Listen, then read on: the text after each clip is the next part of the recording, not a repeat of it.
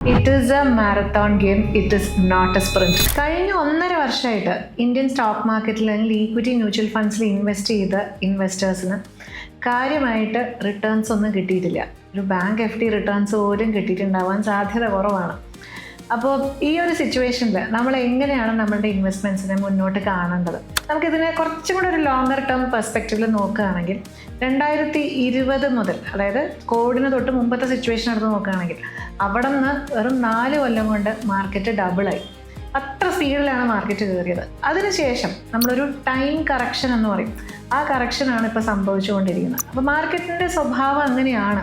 ചില സമയങ്ങളിൽ നമ്മൾ പ്രതീക്ഷിച്ചതിലും സ്പീഡിൽ കയറും, ചില സമയങ്ങളിൽ അതൊന്നും ഇങ്ങനെ പോസ് ചെയ്യും. ചിലപ്പോൾ വാല്യുവേഷൻസ്, അതായത് കമ്പനിയുടെ വാല്യുവേഷൻസ് വളരെയധികം ഹൈ വാല്യുവേഷനിലാണ് സ്റ്റോക്ക് പ്രൈസ് പോയിക്കൊണ്ടിരിക്കുന്നത് എന്നുള്ള സമയത്ത് അതൊന്ന് സ്ലോ ആവും. പിന്നെ മാർക്കറ്റ് കുറച്ച് നാളത്തേക്ക് ഇങ്ങനെ വലിയൊരു മൂവ്മെൻ്റ് ഇല്ലാതെ ചെറിയ ഡിപ്സോടുകൂടി ഇങ്ങനെ പോയിക്കൊണ്ടിരിക്കും.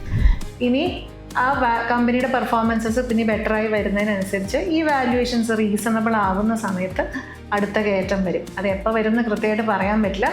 പക്ഷെ എനിക്ക് പറയാനുള്ളത്, ഈക്വിറ്റി മാർക്കറ്റ്സിൽ നല്ല റിട്ടേൺസ് കിട്ടണമെങ്കിൽ നമ്മളതിനെ കുറച്ച് കാലം നമ്മൾ ഹോൾഡ് ചെയ്യണം. ഇങ്ങനെയുള്ള ഈ ഒരു റൈസ്, ഒരു ഡിപ്പ്, ഇതിലേക്കൂടെയൊക്കെ നമ്മൾ പോകുമ്പോഴാണ് നമുക്ക് ലോങ് ടേമിൽ നല്ല ഒരു റിട്ടേൺസ് കിട്ടുള്ളൂ. It is a marathon game, it is not a sprint. അപ്പോൾ ഇതിനിടയ്ക്ക് ഒരു സ്പ്രിൻറ്റിൽ ഭയങ്കര സ്പീഡിൽ കയറിപ്പോയ 2 ആൾക്കാരുണ്ടെന്ന് നമുക്കറിയാം, സ്വർണവും വെള്ളി. ഭയങ്കരമായിട്ട് നമ്മൾ ഒട്ടും പ്രതീക്ഷിക്കാത്ത ഒരു കയറ്റമാണല്ലോ ഗോൾഡിൽ സിൽവറിൽ നമ്മളിപ്പോൾ കണ്ടത്. എന്ന് വെച്ചിട്ട് നമ്മൾ എല്ലാ പൈസയും അതിലേക്ക് മാറ്റണോ? ഒരിക്കലും അല്ല. എന്ന് വെച്ചിട്ട് എല്ലാം അത് വിറ്റ് മാറണോ? അതും വേണ്ട. അപ്പോൾ എന്ത് ചെയ്യണം? നമ്മളതിനാണ് അസറ്റ് അലോക്കേഷൻ എന്ന് പറയുന്നത്. ഒരു ലോങ് ടേം അസറ്റ് അലോക്കേഷനിൽ നമുക്ക് എല്ലാം വേണം. നമുക്ക് കുറച്ച് ഡെറ്റ്, അതായത് ഫിക്സഡ് ഇൻകം കിട്ടുന്ന പ്രോഡക്ട്സ് വേണം, ഈക്വിറ്റി വേണം, കുറച്ച് ഗോൾഡ് വേണം, കുറച്ച് സിൽവർ വേണമെങ്കിൽ നമുക്ക് ഹോൾഡ് ചെയ്യാം. അപ്പോൾ ഈ രീതിയിൽ എല്ലായ്പ്പോഴും എല്ലാ അസറ്റ്സും ഹോൾഡ് ചെയ്യുക എന്നുള്ളതാണ് നമ്മൾ ചെയ്യേണ്ട കാര്യം. ഓരോ സമയങ്ങളിൽ ഓരോ അസറ്റായിരിക്കും മാറി മാറി കയറുന്നത്. അങ്ങനെ ഒരു പ്രോപ്പർ അസറ്റ് അലൊക്കേഷൻ ഉണ്ടെങ്കിൽ ഒന്നും നമുക്ക് പേടിക്കേണ്ട കാര്യമില്ല.